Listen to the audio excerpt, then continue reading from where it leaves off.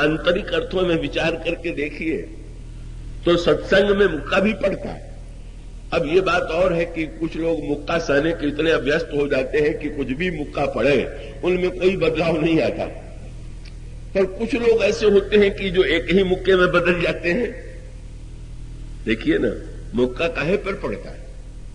हनुमान जी ने लंकिनी के सिर पर प्रहार किया, इसका अभिप्राय क्या? मनुष्य की बुद्धि का केंद्र सिर है।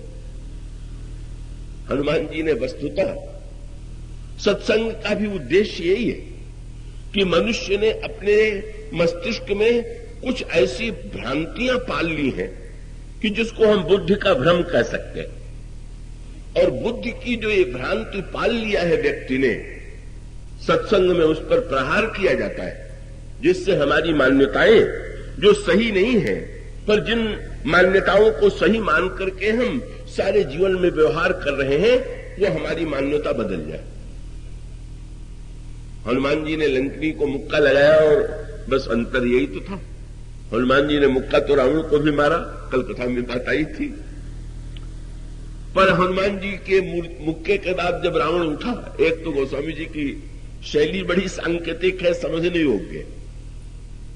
लंकिनी को जब मुक्का लगा तो लंकिनी के मुंह से रक्त निकला, और जब रावण को मुक्का लगा तो रावण के मुंह से रक्त नहीं निकला। क्या इसका अर्थ है? इस पर आपने विचार किया? मुक्का मारने वाले एक ही, पर एक के मुंह से रक्त निकला और दूसरे के मुंह से रक्त नहीं निकला। दो तात्पर्य है इसके। इसका तात्पर्य यह है कि जब तक रक्त हनुमान जी के मुक्के से लंकिनी गिर पड़ा,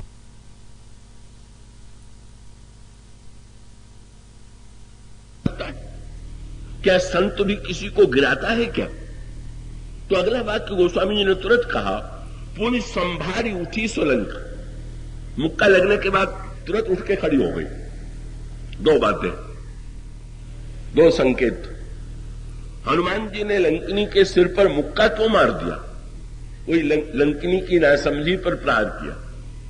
लंकिनी ने कहा से हनुमान जी का अभिप्राय यह था कि अगर तुमने मुझसे ये कहा होता कि मैं भूख के कारण तुम्हें खाना चाहती हूं, तो मैं तुम्हें छोड़ देता, तुम्हें मैं शांत करने की चेष्टा करता।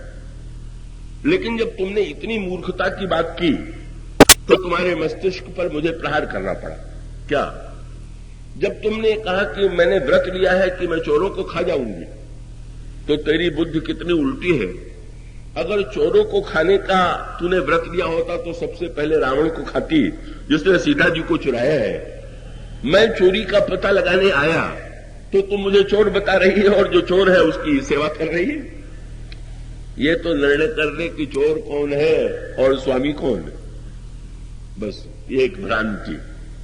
लंकिनी की एक भ्रांति ये है कि रावण मेरा स्वामी है। रावण स्वामी है लंकिनी का। हनुमान जी के मुक्के का एक बहुत बढ़िया प्रभाव पड़ा का, एक तो मुंह से रक्त गिरा। ये मंथरा और लंकिनी, इन दोनों के प्रसंग में प्रहार करने के बाद रक्त निकलने का वर्णन किया गया।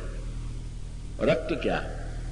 आप लोगों ने एक शब्द सुना होगा, जब कोई बहुत ऊंचा महात्मा होता है तो लोग कहते हैं बड़े विरक्त हैं। तो विरक्त शब्द का अर्थ अगर अलग अलग करके कीजिए तो विरक्त का अर्थ है कि जिसमें रक्त का अभाव। तो क्या जो विरक्त होते हैं उनके शरीर में खून नहीं होता क्या? रक्त नहीं होता क्या? नहीं, विरक्त का अर्थ है शरीर में खून होता है, पर मन में जो राग का रक्त है वो नहीं होता। जिसके मन में राग नहीं है वही विरक्त है।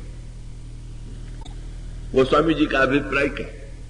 सत्संग का एक फल ये होना चाहिए कि हमारी जो भ्रांत मान्यताएं हैं वो बदल जाए, और दूसरी सबसे बड़ी कसौटी ये है कि रक्त जरूर, रक्त अगर बहा, रक्त बहा के नहीं बना, बहा, और इसका अर्थ है कि सुनने के बाद भी, प्रहार के बाद भी अगर हमारे जीवन में विषयों के प्रति ज्यों का त्यों राग बना हुआ है तो हमारी पीठ रावण की तरह है, जहां रक्त मुंह से नहीं निकलता, राग घटता नहीं है। और लंकिनी के मुख से रक्त निकलता है, इसका अर्थ है कि लंकिनी के जीवन में जो राग था वो कम हुआ, और राग कम हो जाने के पश्चात लंकिनी संभाल करके उठ करके खड़ी हो गई।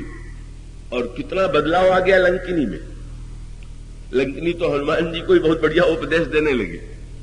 लंकिनी ने हनुमान जी से कहा कि आप लंका में बैठ जाइए। मुस्कुराए हनुमान जी, यही लंकिनी का बदलाव।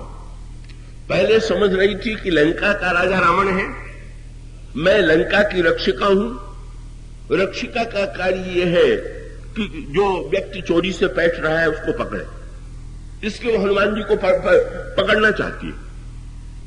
जब लंकिनी ने हनुमान जी से कहा भीतर बैठिए, हनुमान जी ने कहा पहले तो तुमने मुझे चोर कहा था। तो तुरंत लंकिनी ने जो बात कहा, लगा कि लंकिनी के विचार बदल गए। क्या? उसने कहा प्रविश नगर कीजिए सब काजा, कैसे? हृदय राखी कौशलपुर राजा। अभी तक मैं राजा माने बैठी थी रावण को, पर अब पता चल गया कि असली राजा तो कौशलपुर राजा राम है। का वस्तुतः राम की सेवा करने में, राम के पहरी सेवक बन करके बुराई को जीवन में बैठने न दे, तब तो सच्चे अर्थों में ये सेवा है। पर मोह के सेवक बन करके, मोह के जीवन में सद्गुणों को ही, तो उल्टी बात हो गई ना। हनुमान जी तो सद्गुण है, वैराग्य है, विश्वास है, संत है। ऐसा पहरेदार जो जीवन में अच्छाइयों को बैठने न दे और मोह की सेवा करे, इससे बढ़ के उल्टी बुद्धि क्या होगी। लंकिनी की बुद्धि बदल जाती है, लंकिनी का भ्रम दूर हो जाता है और वो हनुमान जी को भीतर बैठने के लिए कहती है।